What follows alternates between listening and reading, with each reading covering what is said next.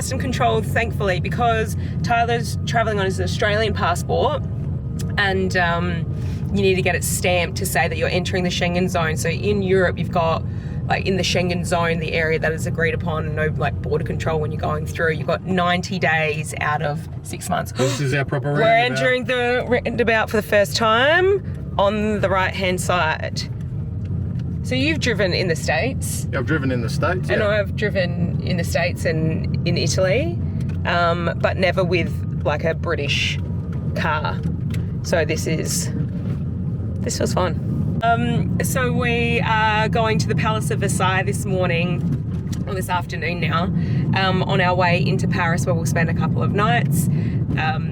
So the Palace of Versailles is where King Louis XIV built it. They called him the Sun King because he didn't think there was anything between God and himself. And he spent all of France's money on building the Palace of Versailles. And by the time King Louis XVI rolled around, he and Marie Antoinette were just kicking it in the Palace of Versailles, which is an hour outside of Paris.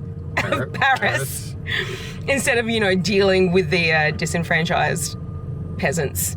And thus the French Revolution happened in 1789. Anyway, we're going to the Palace of Versailles today. That's it. We'll see when we get there. We are going through our 4th toll in 3 hours. We've spent €15 so far. Let's see what this bloody joke is going to say. All right, dog, what do you got for us? That's a bit better. Oh, only €2.80 today. What do you get?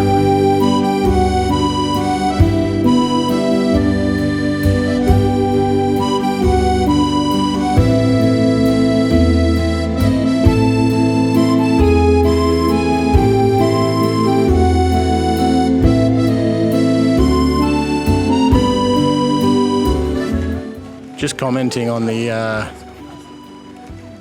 value alone in the Palace of Versailles of the artwork just by itself. Beggars belief. And then you look outside, I don't know if you'll be able to see it with the glare. That's just a section of the garden. Absolute joke. No nets in this one apparently. Just absolute insanity. The money that's in this place. I mean, like, seriously. Get some money in the fucking economy here. What are you doing, Lou? No wonder they cut your bloody head off, mate. Jesus Christ. Absolutely no wonder this prick got his head cut off, eh? No wonder at all. Oh yeah, we're struggling. We're got no food. We've got no water. Oh, it's all right. We've got a real nice place to have a dance. That's the main thing, eh?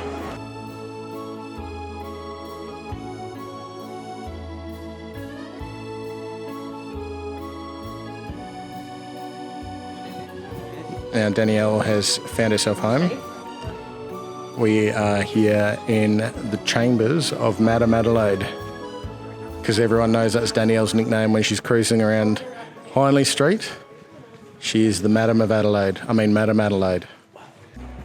Oh yeah, and the clocks are wrong throughout this palace. I don't know how much they spent, but it wasn't enough. Bonjour, bienvenue. We're here in the heart of Paris, and there is too much to see, too much to do, and too much food to try. So we're gonna hit you real hard with some quick fun facts of all the places that we go today.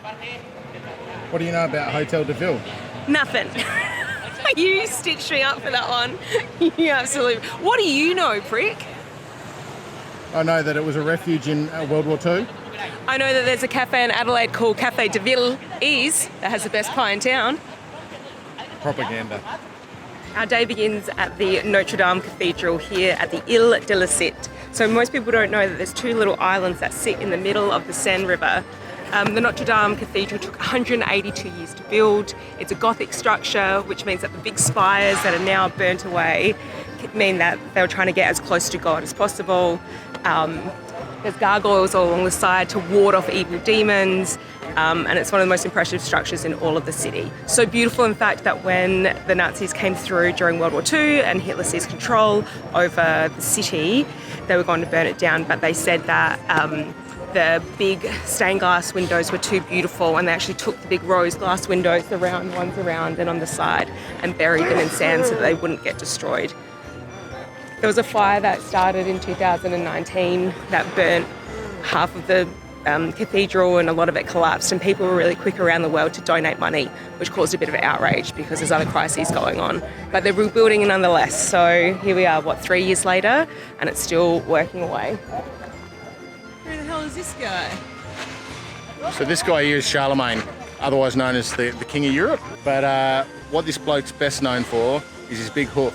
He's got a big foot, and his foot was so unique and renowned that it is now what we call the measurement, the imperial measurement, the foot, 12 inches.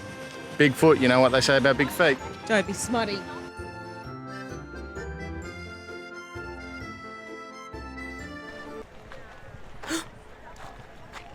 I just saw Quasimodo.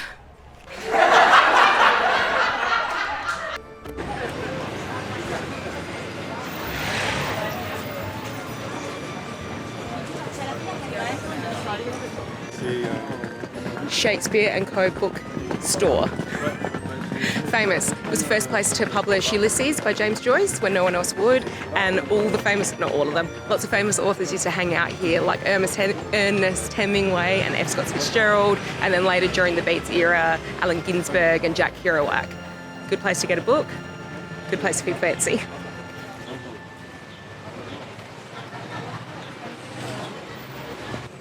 So we're here at Point North, which is French for New Bridge. Funnily enough, this is the oldest bridge in Paris. Now you see all these faces, you might not be able to, but you see all these faces here. There's 385 of them, and Henry IV had them commissioned as the enemies of himself, right? So he's not the most popular bloke kicking about, but rumour has it that each of these 385 faces are the faces of the men jilted from the romantic relations that Henry IV had with their wives. Walking along the Seine, you'll notice that there's all these green souvenir stalls. Often they sell souvenirs that you'll see, but many, many books, and they're on both sides of the Seine. They have to be painted green, and they are so well renowned that they are a UNESCO World Heritage Site. And there are so many of them that it's said that the River Seine is sandwiched between two bookshelves.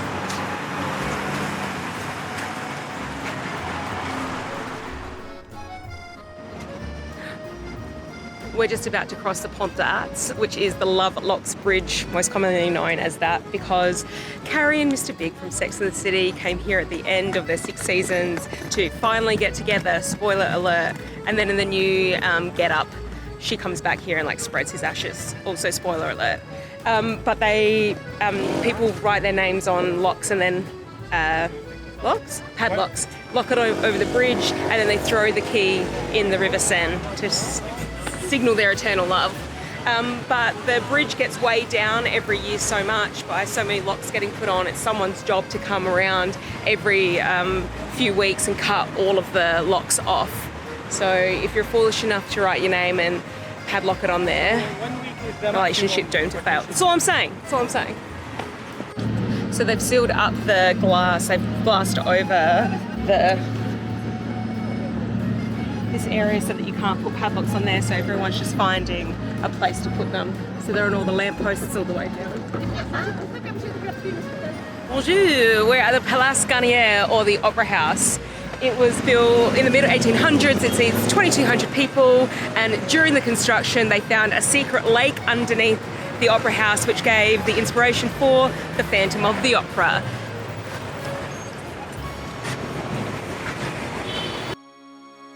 Chanel, Louis, all the things are Dior.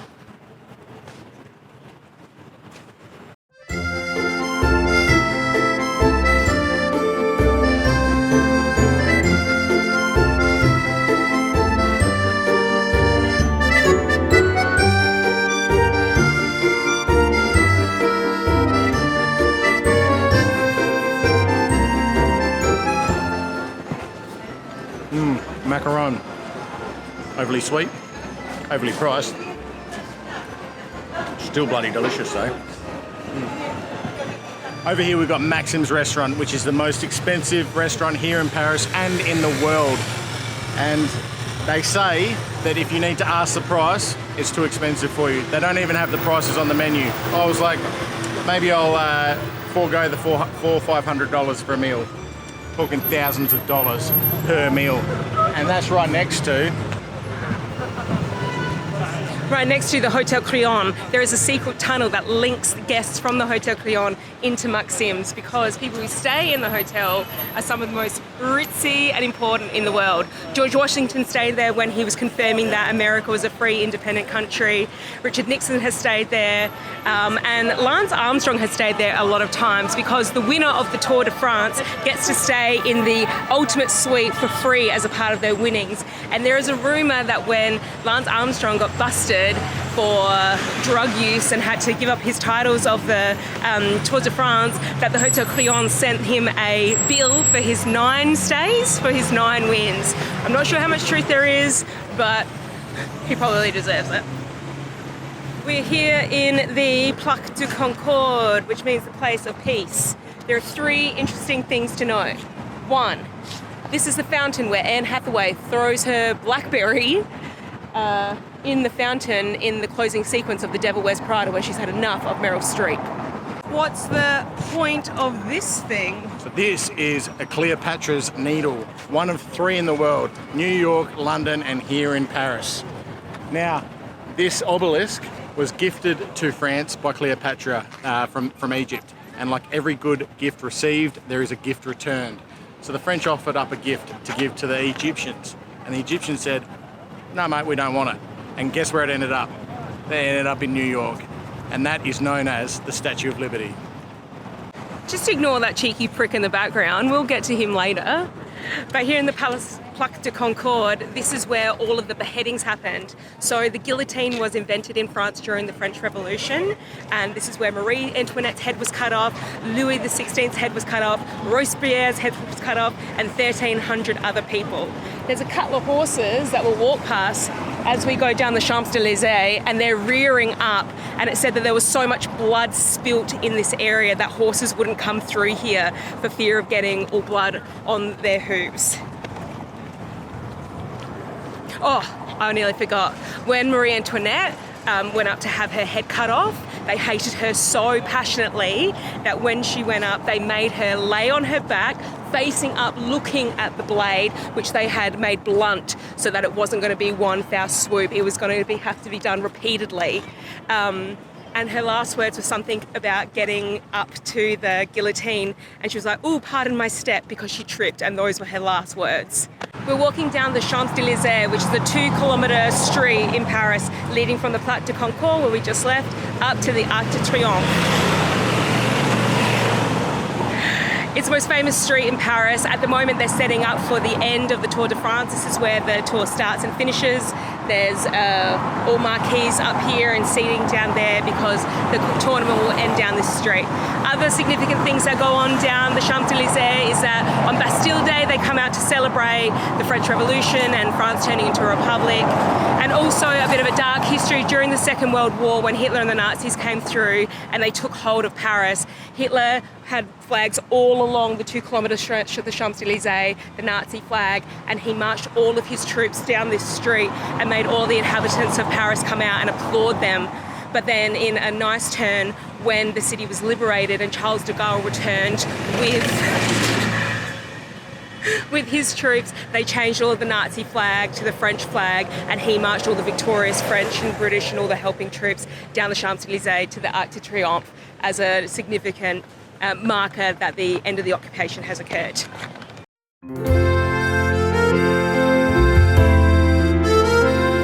This is one of the most expensive shopping districts in the world because the cost to owners to rent a shop front is €1 million a year for 100 square metres, which is outrageous. There's also the proviso that if you are going to have any kind of shop on the Champs-Élysées, that the sign has to be in white.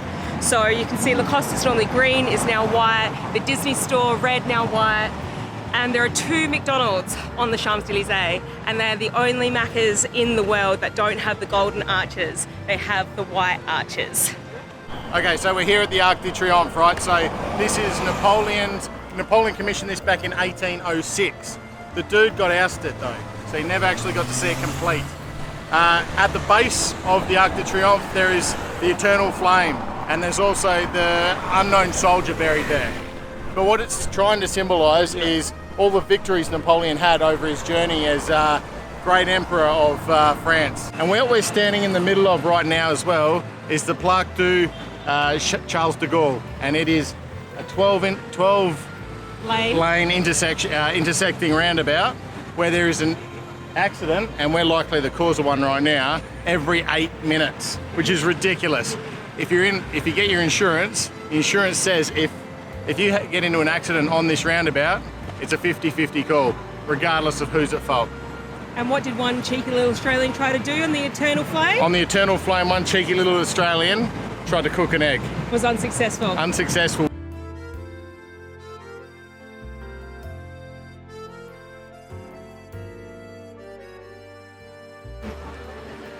Our last stop for the day. Built in 1889 to commemorate the French Revolution's 100-year anniversary, the Eiffel Tower stands at 324 metres tall. There are 3 shades of paint called Eiffel Tower 1, 2, 3 that cascade in different levels, so no matter where you're standing, it all looks consistent. It took 2 years to build, and it was only supposed to be a temporary structure for the World Exhibition. They gave the plans to Barcelona first, and they rejected it. So France got the Eiffel Tower as well, and here it stood because it was a radio tower for quite some time.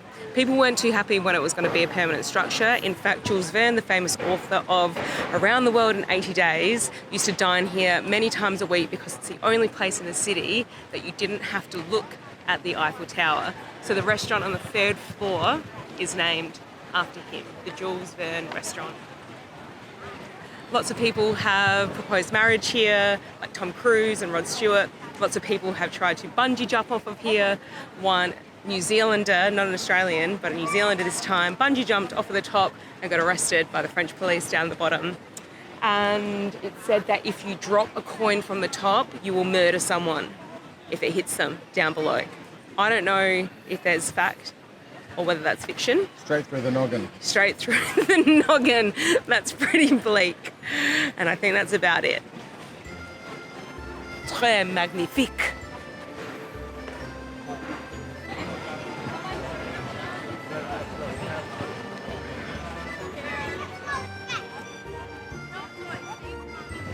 En France, on projette et moi, j'ai fini. This place is so beautiful. This river is so stunning. It's insane. Insane on the river Seine. Insane on the Seine.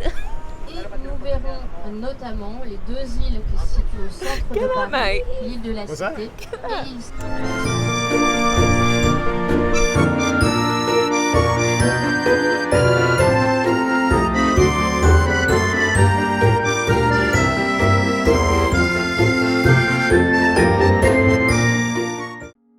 Catch us next week as our tour around Paris continues. We visit some of the most famous museums and visit Montmartre to get some traditional French cuisine. Thanks heaps for watching. Make sure to click the thumb, subscribe, say hello to us in the comments, and take care of yourselves. Until we see you next time on Never Not.